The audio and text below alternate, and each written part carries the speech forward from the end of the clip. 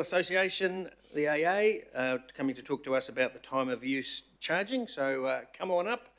I think we have Martin Glynn, who's a policy director, and Sarah Gaird, the senior advisor. So welcome everybody, and all yours.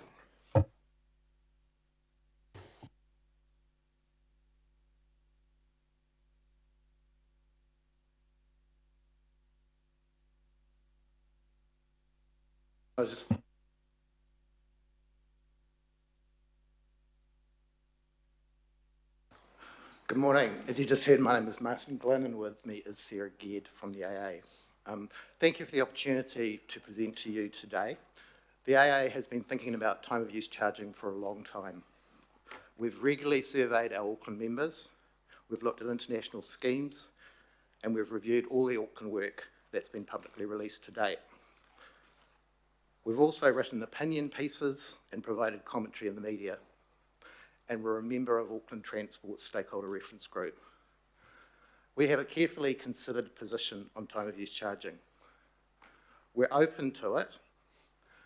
Congestion is a huge problem in Auckland, and we accept that there aren't any realistic alternatives that can meaningfully tackle it, so we support it being thoroughly investigated and considered. But it's not yet clear to us whether it's the right thing for Auckland. The handful of cities that have introduced congestion charging have schemes focused predominantly on their city centres, and they all have dense public transport networks that offer genuine alternatives to driving. Auckland, meanwhile, has literally developed around cars, so most of us rely on them to meet most of our travel needs.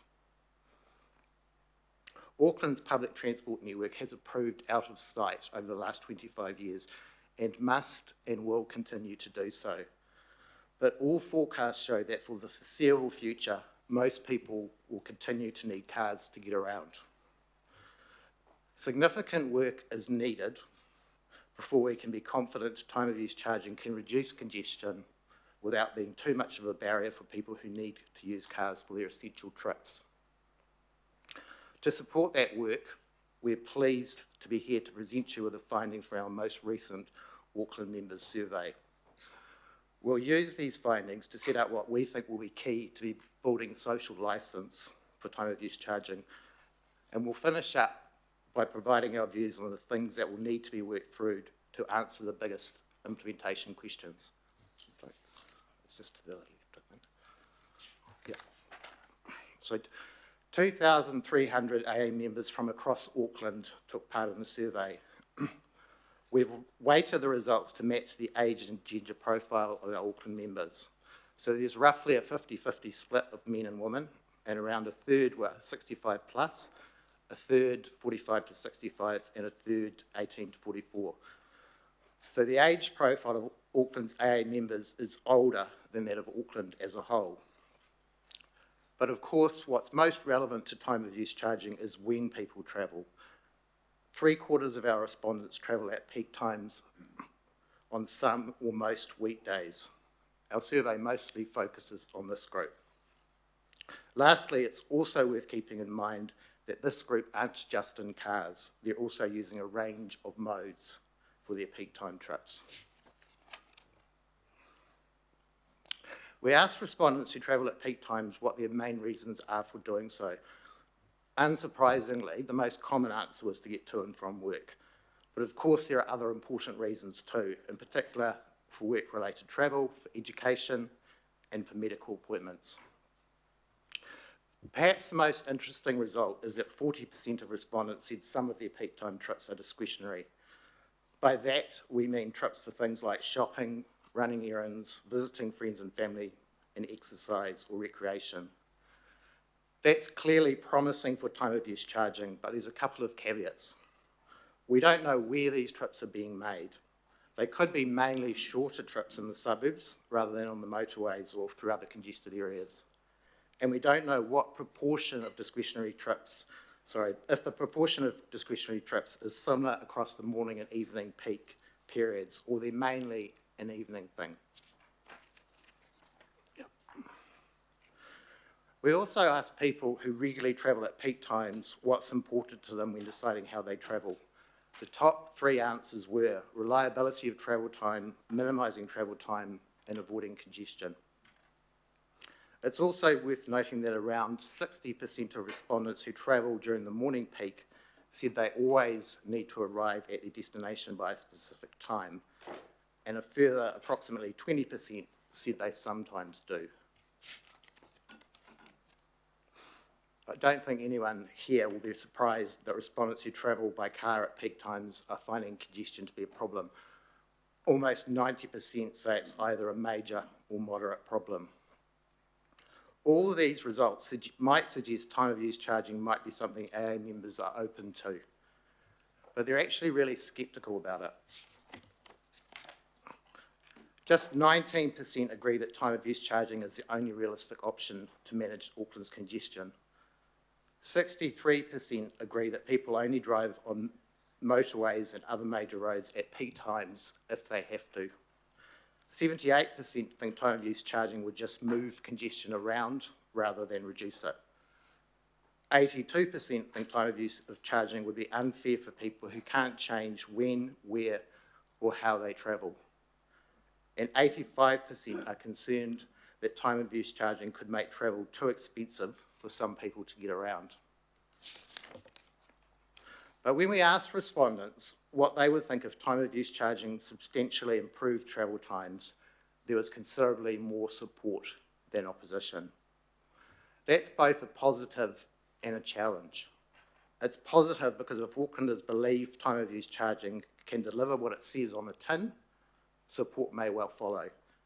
But it's also a challenge because it clearly leaves an open question about how substantial travel time improvements will need to be to secure acceptable levels of public support. Our survey results suggest there are a number of other things that will help build a social licence for time of use charging. I won't dwell on the first three because our take is that they're either legislative requirements or will be achieved or at least addressed because of the legislative requirements. But I do think it's worth highlighting the other three. 83% of respondents think charges should be limited to areas with good public transport. 3/4 think there should be a daily or weekly limit on charges, like London and New York have. And 7 out of 10 want to see financial support for those who need it. I just want to end with a few brief observations on the three most obvious and important things we'll need to get right if time of use charging is to be successfully implemented in Auckland. First up, where? We understand the current focus includes the city centre, the motorways, and combinations of both. A scheme focused on the city centre would be consistent with the approach taken overseas. There would be a viable alternative for most trips because public transport to and from the city centre is reasonably good and getting better. But it is unclear whether the congestion benefits would be worth it. Auckland's congestion problem is mostly on the motorway network, but public transport is a less realistic alternative for these trips. Second, how much should the charge be? Ideally, it might be possible to identify what we call a Goldilocks charge. It would need to be high enough to cut congestion by getting enough people who have choices to change their travel. But it would also need to be low enough so that it doesn't put a big stop sign in front of people who don't have choices and have little ability to absorb ongoing charges. Given Auckland's strong reliance on cars for most trips, the AA's position is that any charge should be kept at the lowest level needed to achieve congestion reduction goals. And finally, when should any scheme operate? Time of use charging should only be in place when there is congestion, but how will that be achieved in practice? Should charging apply on Fridays when there's not much congestion about these days? What about school holidays? Thank you, that's all we have to say. I'm very happy to take questions if there's time. Thank you, Martin. Okay, so questions, Lotte. Kia ora, and thank you for that presentation. My question is, what have you found from your research and from what your participants have told you around those equity issues? You've got a few questions there peppered throughout. What the time of use or what your members think of time of use charging and the effect it might have on those, like you say, that don't have choices, who can't choose the hours that they work and so must drive during peak hours. Yeah, I think that's really the core of the equity issues, combined with where they don't have realistic public transport options to meet that. I think from our research, we'd probably say congestion charging has generally been put in place, almost exclusively put in place in very dense cities, as I said at the start, with those public transport options. So if it's going to work in Auckland, it needs to be something specific that recognises, as you say, there are a large number of people who need to be on the network at a specific time and can't adjust that. Kia ora, thanks. Victoria. Thank you. Thanks for the presentation. Enjoyed it. I'm wondering, how would the time use of charge affect AA and the services you guys provide, and I guess you guys as an organisation business? We, I think, as probably most people know around the room, the core AA service is a breakdown service we provide. So we have problems in congestion, just like everybody. We're not an emergency services vehicle, so I guess we suffer even more. I guess from that narrow perspective, if Auckland's roads are freed up, it allows us to get it to our members quicker. So that's a good thing.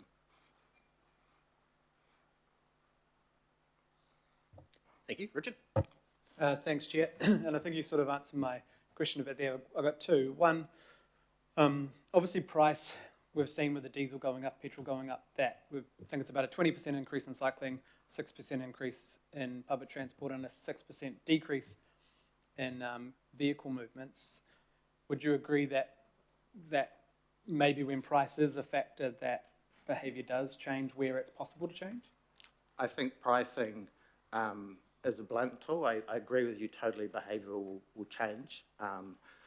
People, I understand from some of the modelling that's been done, particularly out west, it may need to be, people need to get to work. It's a very high price point before they can kind of change their behaviour, and there can be some big implications for that in terms of what has to go in families' budgets. Yeah. And the other question I had, some of the survey sort of, not makes it sound like, but it almost sort of makes it look like we'd stop those people from driving, and maybe costs would, but say if they were saving half an hour each side of their day, and that could be shown to those people, do you think there's a happy medium where they've actually saved enough on the diesel or petrol and enough time in their day that actually that payment has been worth it? Do you think there's a sweet spot? I don't know if there's that kind of sweet spot. From what I understand from the average Auckland trip, half an hour saving would be a pretty ambitious average trip time to get. I think if there will be financial savings, you're absolutely right, from people using less fuel. So there's some potential there, but it's a blunt charge, and it's a real big concern is it hasn't been done in a kind of North American or Australasian city that has the level of reliance on cars that Auckland has. Thanks, Richard. Sarah? First question, which is related to the second one, will you get a copy of the PowerPoint? Cool. And related to that, thank you very much. It was really helpful presentation, lots of good data. I'm not sure if your data drilled down to this level, but was there a difference in responses in any particular aspect for petrol-only car users as compared to EV or plug-in hybrid users? No, that's not something we asked. We didn't determine the type of vehicle that people are using. Okay, Chris? Apologies, I didn't have a question. I support Gremlins. this. Alf? Hata maere he mana, good morning, Chair. Hata maere kia koutou katoa to our committee and also to all our kaimahi and the public. Look, my first question is to you, Chair, or to Barry, and then I may have a supplementary question to our presenters. In July of last year, Auckland Transport released the program update and study summary around the time of use charging in Auckland. There were 6 options that were going to be carried forward. Have those 6 options still going forward, or have they been reduced?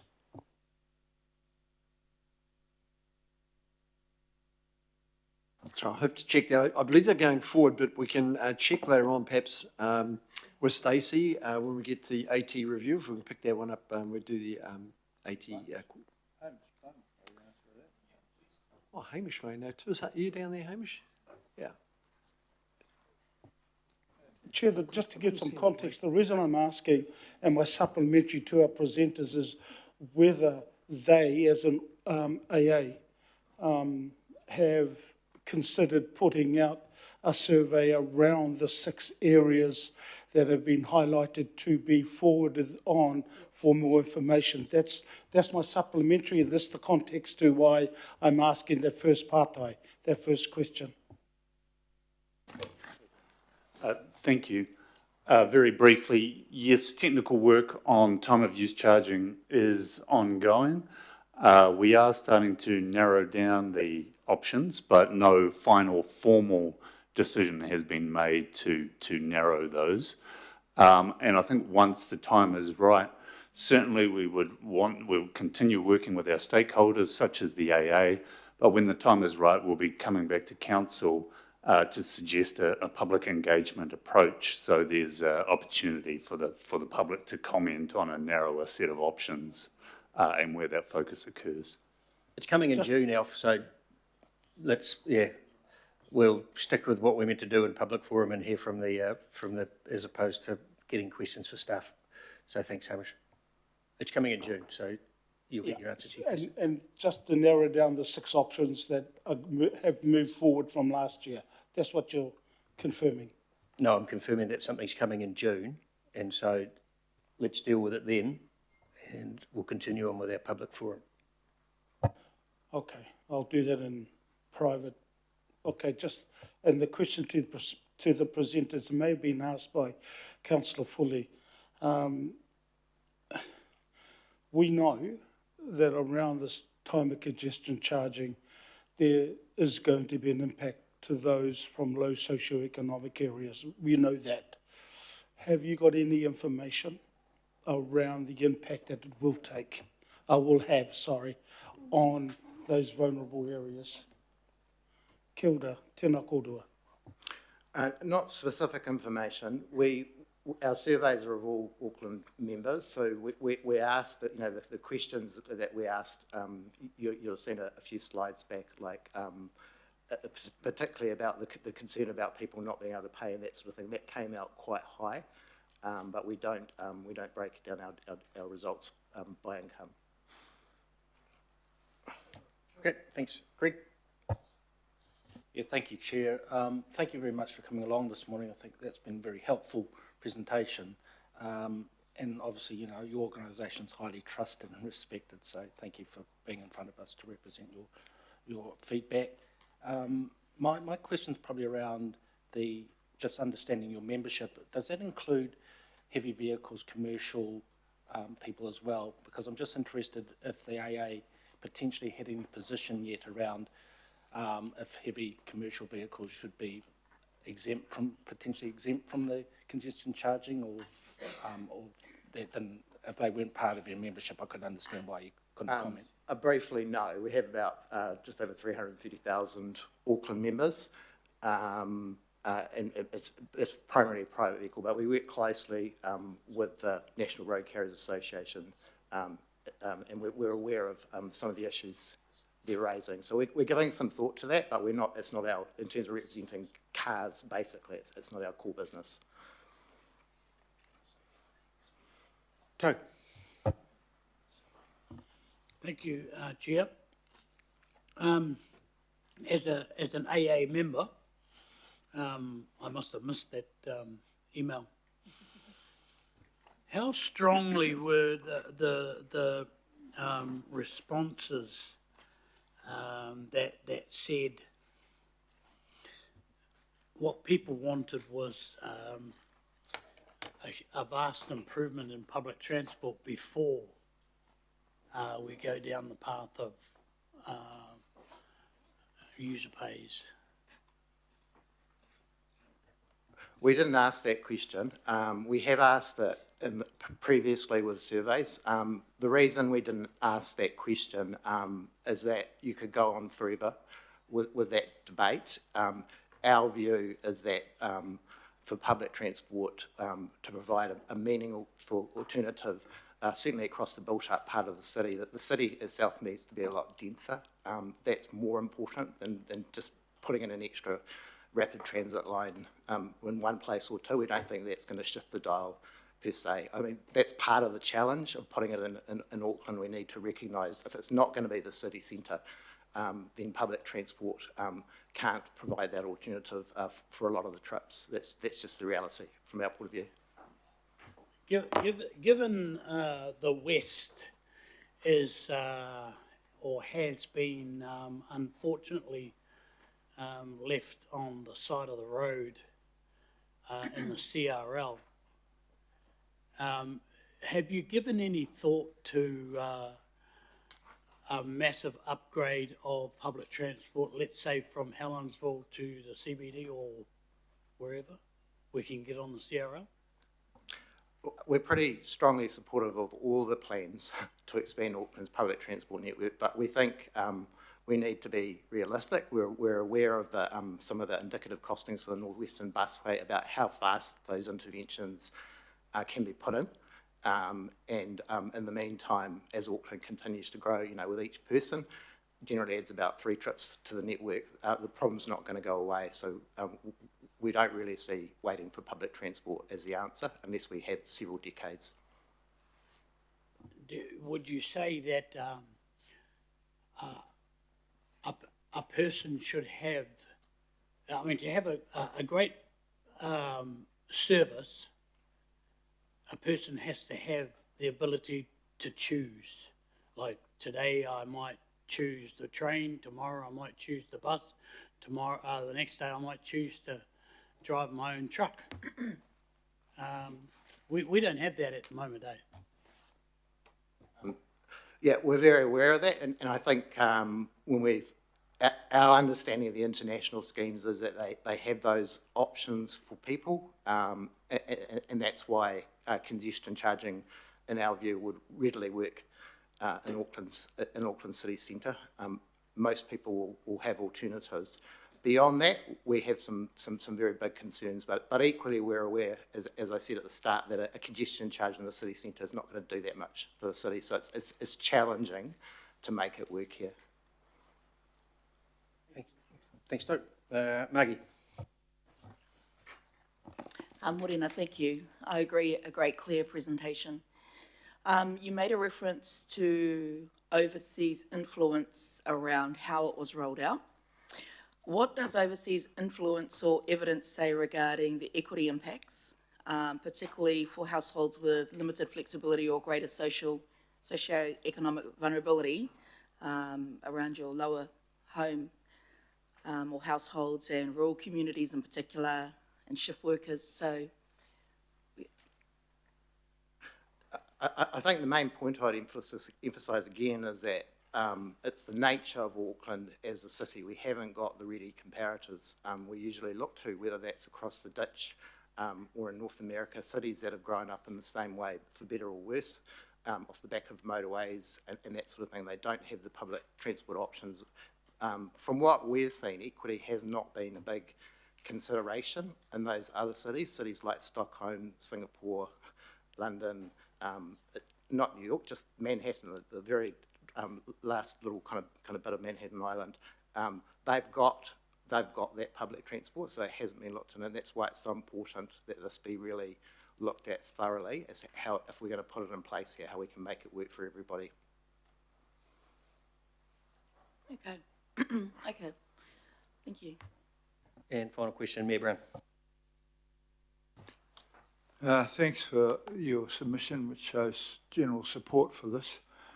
The current situation, unless I've got it wrong, is that the government have passed the legislation to allow this to happen, but in typical fashion they've put a 12-month delay to avoid interfering with the elections.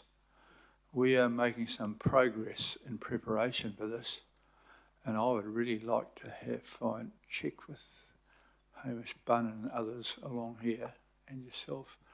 I would like to have it, we published our first thing about August so that it does get considered in the election, because I want to know whether there's no sense to get excited about if half them are going to wet their pants, which they normally do, and oppose every single thing, which is what also they normally do, which is why we're back. It's a wonder we've moved ahead from horses to vehicles, but we've managed that step.